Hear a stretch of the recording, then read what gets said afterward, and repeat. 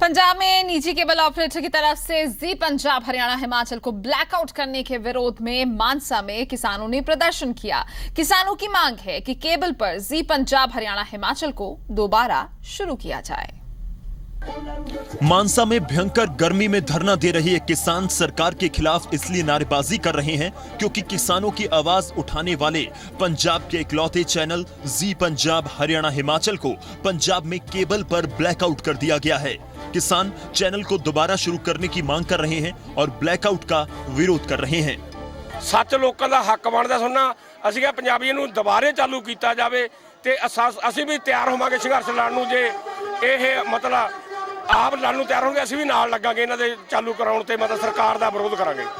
ਇਸ ਕਰਕੇ ਉਹਨੇ ਇਸ ਚੈਨਲ ਦੇ ਉੱਤੇ ਪਾਬੰਦੀ ਜਿਹੜੀ ਲਾਈ ਆ ਉਹ ਬਿਲਕੁਲ ਗਲਤ ਆ ਗਈ।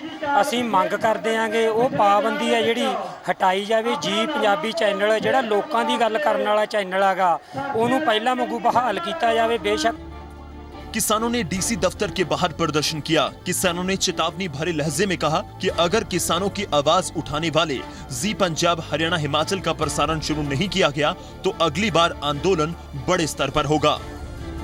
ਅੱਜ ਤੋਂ 24 ਤਰੀਕ ਤੋਂ 28 ਤਰੀਕ ਤੱਕ 5 ਦਿਨ ਲਗਾਤਾਰ ਦਿਨ ਰਾਤ ਦਾ ਜਿਹੜਾ ਧਰਨਾ ਹੈ ਉਹ ਸ਼ੁਰੂ ਕੀਤਾ ਹੋਇਆ ਹੈ ਤੇ ਪੰਜਾਬ ਸਰਕਾਰ ਨੂੰ ਇਹ ਸੁਣਾਉਣੀ ਕਰਦੇ ਆ ਕਿ ਸਾਡੀਆਂ ਮੰਗਾਂ ਮੰਨੇ। निष्पक्षता हमारी पहचान रही है। समाज के हर तबके की हमने सच्चाई के साथ आवाज उठाई है और आगे भी यूं ही उठाते रहेंगे क्योंकि हमारा मकसद सच को सामने लाना है। बलदेव शर्मा, जी मीडिया, मानसा। चलिए बढ़ते हैं आगे। बाबा बंदा सिंह बहादुर के शहीदी दिवस को मनाने को लेकर बैठकों का दौर जारी है। मंगलवार को हुई एसजीपीसी और डीएसजीएमसी की बैठक में इस बारे में कई अहम फैसले लिए गए हैं। बाबा बंदा सिंह बहादुर के शहीदी दिवस को मनाने के लिए डीएसजीएमसी की ओर से तैयारियां की गई हैं, जिसके तहत गुरुद्वारा श्री रकाबगंज साहिब में एसजीपीसी और डीएसजीएमसी के प्रतिनिधियों की अहम मीटिंग हुई और तय कार्यक्रम के अनुसार एसजीपीसी प्रमुख अवतार सिंह मक्कड़ इस मीटिंग में नहीं पहुंचे, लेकिन एसजीपीसी के मुख्य सचिव इस मीटिंग में शामिल हुए। डीएसजीएमसी प्रमुख मनजीत सिंह जीके ने बताया कि जून महीने में बाबा बंदा सिंह बहादुर की शहादत को समर्पित कार्यक्रम किए जाएंगे और पंजाब के गुरदास नंगल से नगर कीर्तन 28 मई की रात को मजनू का टिल्ला गुरुद्वारा साहिब पहुंच रहा है, जिसके बाद मेहरौली में खास कार्यक्रम किए जाएंगे। कि जून के महीने दे विच 28 तरीक राती इत्थे नगर कीर्तन मई च पहुंचना है जिहड़ा श्रोमणी गुरुद्वारा प्रबंधक कमेटी दा। 29 तरीक नूं सवेरे मजनू टीला साहब गुरुद्वारे तो हो चलदा होया सीसगंज साहब और दिल्ली के अलग अलग रस्तियां तो हुंदा महरौली जिथे बाबा बंदा सिंह बहादुर नूं शहीद किया गया सी उत्थे पुजेगा। ये जिहड़ा नगर कीर्तन है जी ये 28 तरीक नूं ये इत्थे दिल्ली च एंटर होएगा जी। हरियाणे तो हुंदा रात का पड़ाव मजनू टिले होएगा जी ते उस तो बाद सवेरे मजनू टिले तो 29 तरीक नूं चल के ये महरौली जाके इसकी समाप्ति होगी। बाबा बंदा सिंह बहादुर ने उस नाजुक वक्त में जुल्म के खिलाफ आवाज उठाई थी जब सिख कौम नेता विहीन हो चुकी थी। नई पीढ़ी को अपने महान अतीत के साथ जोड़ने की सिख जथेबंदियों की ये कोशिश काबिले तारीफ है। दिल्ली से पंकज कपाही के साथ न्यूज डेस्क रिपोर्ट, जी मीडिया। बात करते हैं राज्यसभा सीट की। हरियाणा में राज्यसभा की 2 सीटों के लिए अधिसूचना जारी हो गई है। 31 मई तक नामांकन किया जा सकेगा। राज्यसभा के लिए अधिसूचना जारी होने के साथ ही राज्यसभा चुनाव पर सियासत भी गरमाने लगी है। कांग्रेस ने कहा है कि बाहरी उम्मीदवार को बर्दाश्त नहीं करेंगे। हरियाणा में राज्यसभा की 2 सीटों के लिए अधिसूचना जारी हो गई है। नामांकन भरने की आखिरी तारीख 31 मई है। 1 जून को नामांकन पत्रों की जांच की प्रक्रिया पूरी होगी। 3 जून तक नामांकन वापस लिए जा सकेंगे।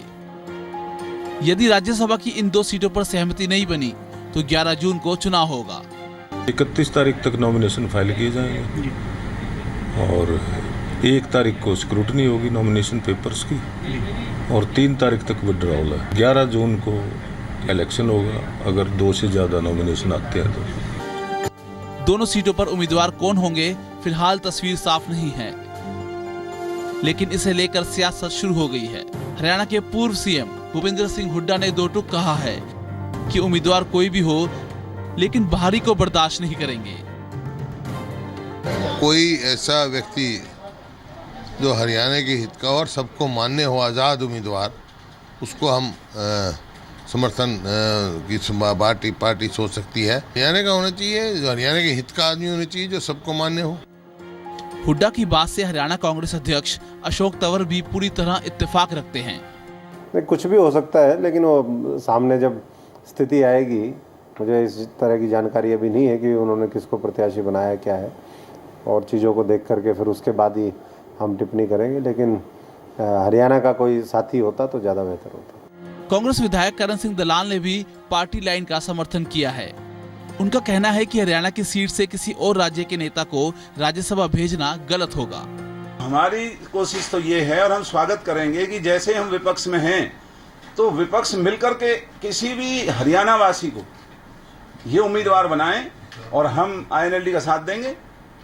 या हरियाणा का कोई भी आदमी इंडिपेंडेंट अगर आता है तो हम उसे बनाने के लिए तैयार हैं। आज हरियाणा की सीट को यूपी के किसी अखिलेश गुप्ता को या पंजाब के किसी खन्ना को, जो ये दोनों मिलकर के बेचने में लगे हुए हैं, तो ये गुनाह है, ये नहीं होना चाहिए। निर्दलीय विधायक जयप्रकाश के मुताबिक राज्यसभा सीट के लिए वो उसी उम्मीदवार का समर्थन करेंगे जो हरियाणा से ताल्लुक रखता हो।